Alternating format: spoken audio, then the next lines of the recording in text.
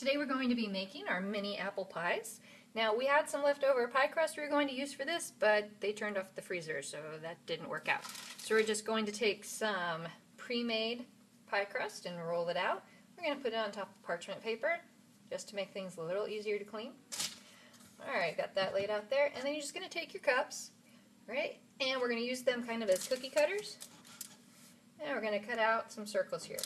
Alright, you're going to want to twist a little bit so they come out. They're not terribly sharp, which is good because you would cut your mouth while you were drinking. Alright, and we want to cut out 6 circles from your pie crust.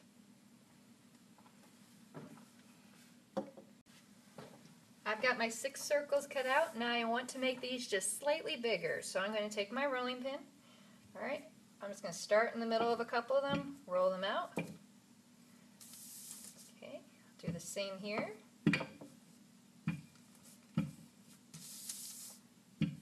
Start in the middle both ways, middle both ways. Alright, now I'm going to go the opposite way.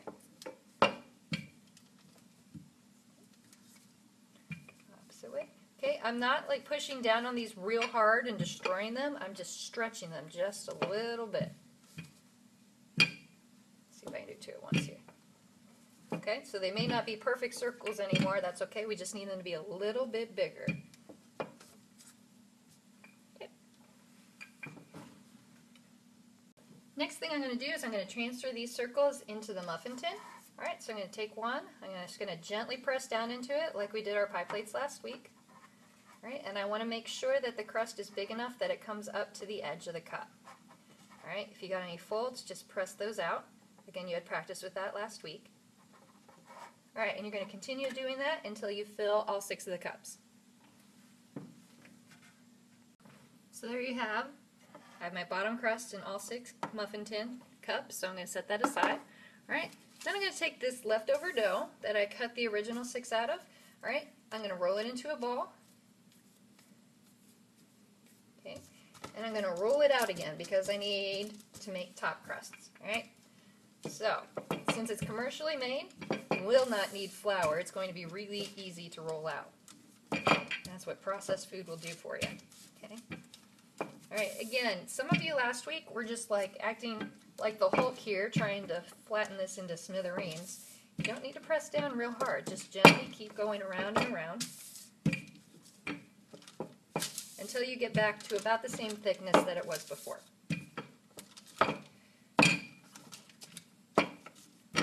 Okay, and now we need to cut out a few more circles. So that's what's going to be next.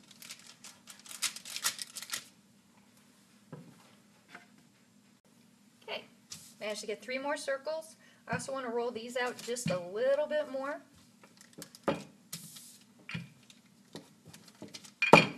It's okay if they touch a little bit because I can just pull them apart.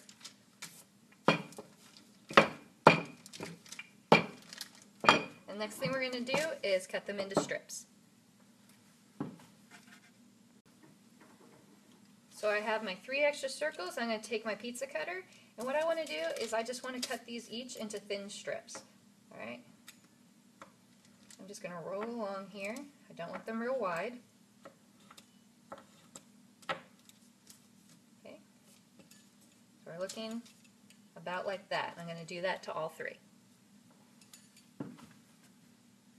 Got all my strips cut, and now I'm just going to hold on to those until we're ready to use them. Alright, now time for our apple person. We're going to need 2 apples for our small apple pies, and the first thing we're going to need to do is peel them. Alright, you each have peelers in your kitchen. Alright, and you just want to gently use the cutting edge against the edge of the apple. Okay, just take your time. You can do this directly into your garbage bowl if you want, but I thought that'd be a little harder. Alright, if you just peel it onto a paper towel and then you can throw the paper towel away, you'll be doing good. Okay, so you want to peel the entire apples. Now that you have the apple peeled, it's time to chop it up. Alright, so you'll have knives which will be on the main table. When you're finished with them, they need to be cleaned, dried, and put back on the table. Remember, we don't keep sharp knives in a drawer, that way nobody gets hurt. Alright, the first thing we want to do is we want a flat edge for this so it's not rolling around while we try to cut it. So if you look at the bottom of the apple, we just want to very gently slice across it. Keep your fingers well away from the blade. Okay, put this in our garbage bowl. All right, now we know it's not going to roll around. We're going to cut it in half, straight down the middle. Okay.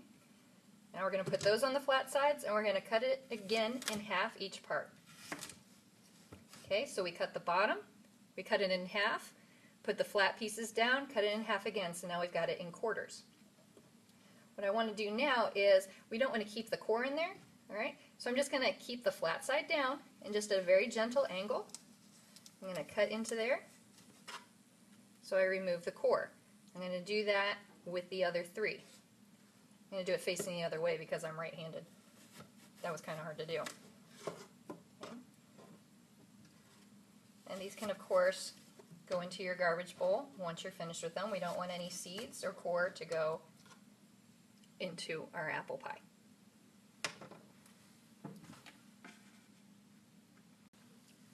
Alright, now we've peeled them, we've cut them into 4 large pieces, and we've cut off the core. So what we need to do now is cut them into smaller pieces. So I'm going to cut the long way first, and then I'm going to cut the short way. It's important to make sure that you keep your fingers away from the blade. Alright, so I'm going to hold my fingers over here. Alright, I'm going to make about 3 cuts. Alright, I'm just going to turn it the other way. And again, 3 cuts. See how I have nice small pieces from that? Alright, so I'm going to do that again. Alright, I've got a flat side, have it down on the flat side. Alright, turn it sideways. One of those I cut a little small. Okay, and again, every time my fingers are away from the blade. Alright, this is not a very big knife, but it is sharp. So we need to treat knives with respect. Notice how I move my fingers as we go along.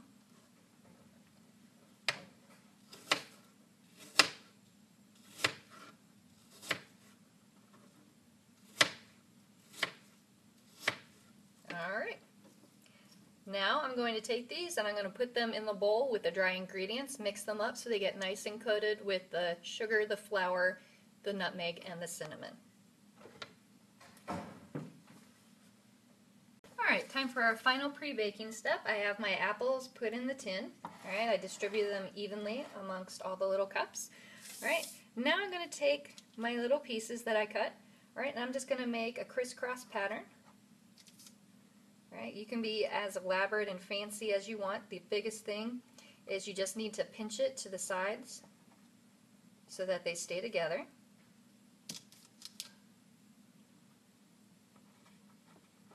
Okay, if you've got one that's too long, you can always tear a little piece off.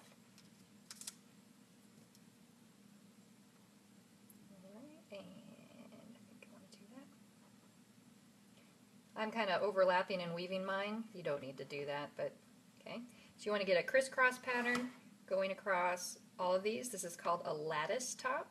Alright, and you'll do that across all of your muffins. Once you have all of your muffin tins filled and the crust top on there, we're going to pop those in the oven for 35 minutes. You're going to need to set your timer so that they get taken out in time.